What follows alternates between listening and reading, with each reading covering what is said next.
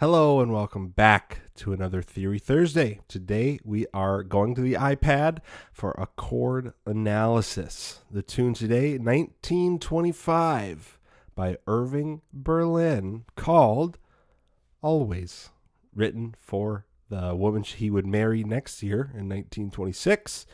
And that's what we're doing today. So, I've got my Casio 230GA on today. And I'm wearing a classic black tie. As always, if you've been enjoying the tune videos, theory videos, just the music videos, any of it, a like and subscribe is always appreciated. Of course, not necessary. It just keeps the channel going and the community growing. So, I think that's it. Without further ado, chord analysis on Always. Let's go.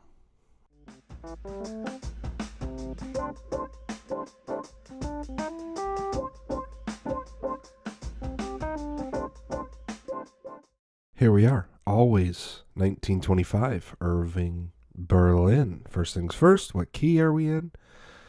The key signature, as well as the first chord and the last chord, tell me we are in the key of F major.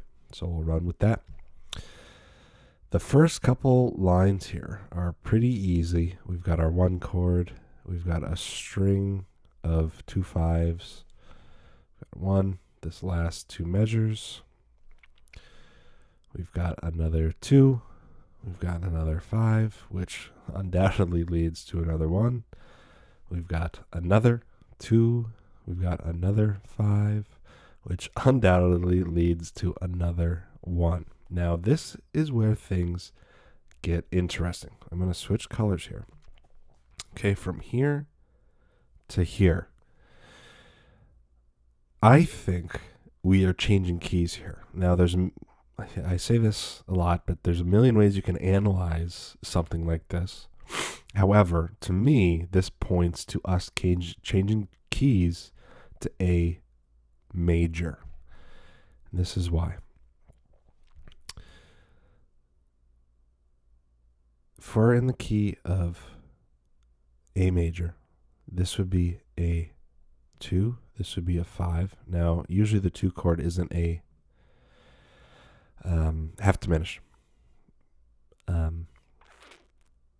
So, just for fun, let's say we're still in the key of F. Well, in the key of F, let's just say this was A major. That would be your 3 chord. So this would be a 2 of 3. This would be a 5 of 3. And then we'd get our 3 chord. So I think that's what's going on here. Is this little 2-5 here is playing intermediary to the bigger picture here. And that's why that this is a half diminished chord. But because we don't hit A minor, we hit A major here. This is acting as a 2. And this is acting as a 5 to this A major. And if you look at the melody here, you can see we no longer have any B flats, and we have F sharp and C sharp. Okay, and that's why I think we're in the key of A major here. So I've got a 2-5. We've got a key or a chord that comes out of the key because of where we're going. So usually this would be an F sharp minor, would be the 6th chord.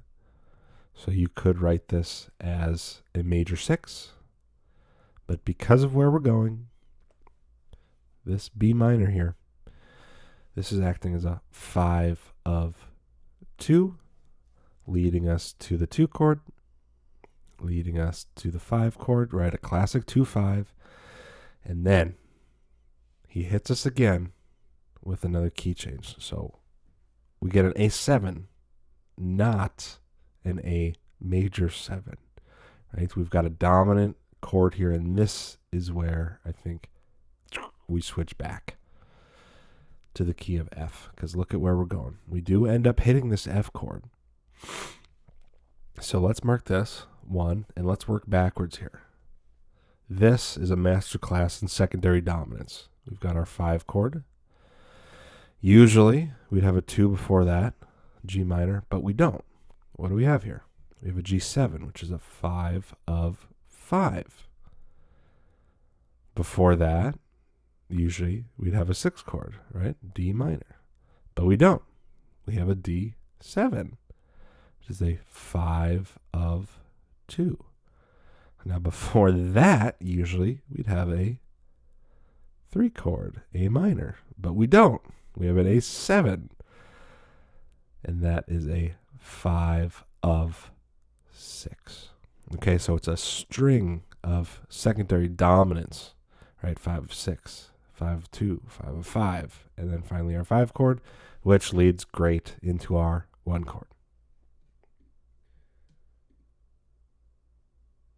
So the rest of the tune is pretty standard 2 chord, 5 chord, which of course leads to 1.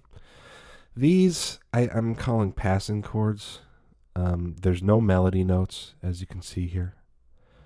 And it's really just stepwise motion to get us to this D7.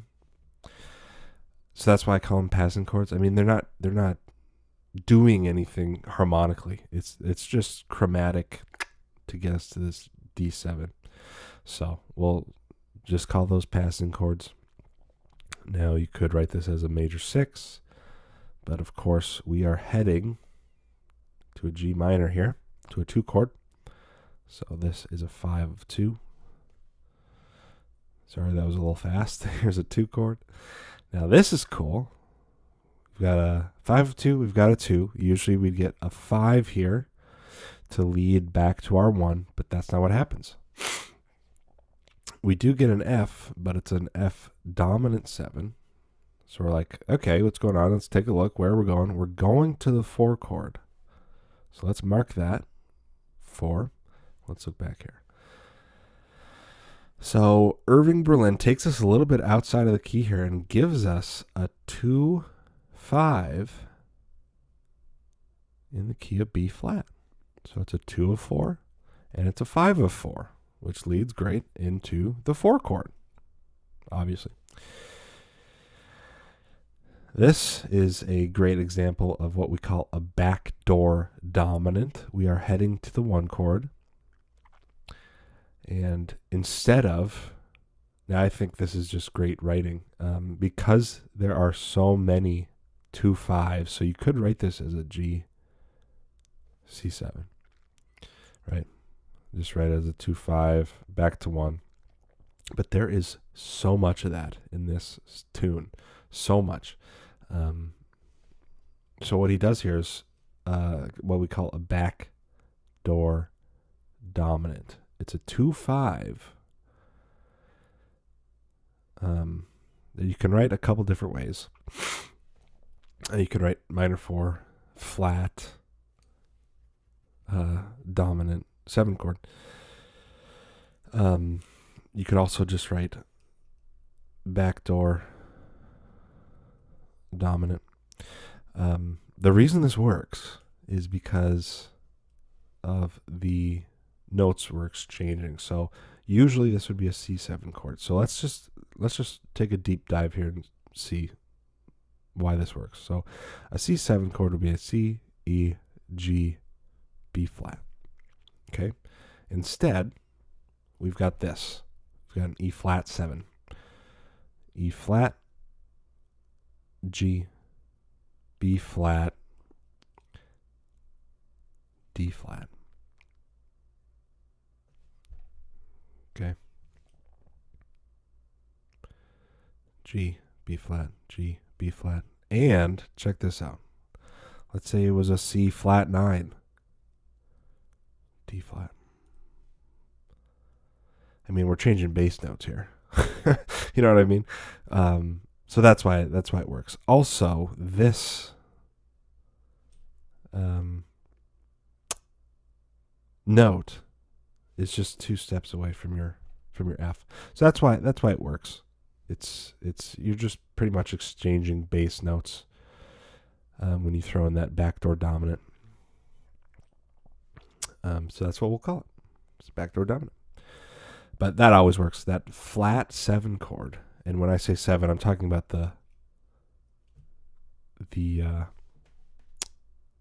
not dominant 7, but the actual scale degree 7. right? Because in F major, the usual 7th scale degree is in E.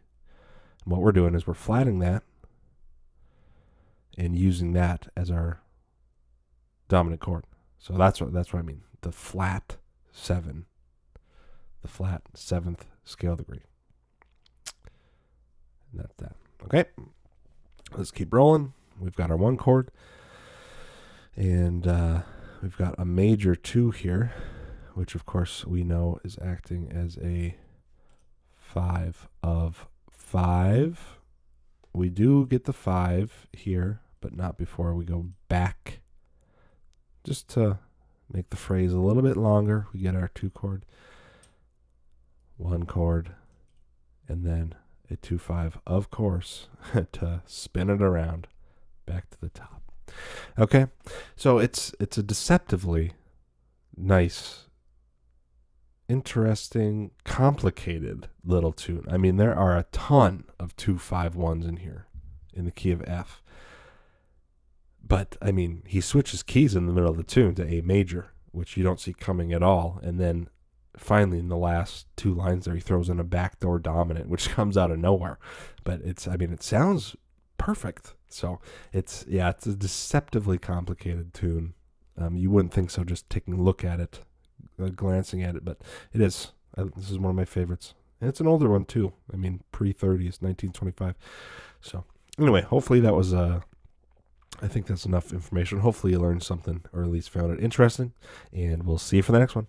Thanks. Bye.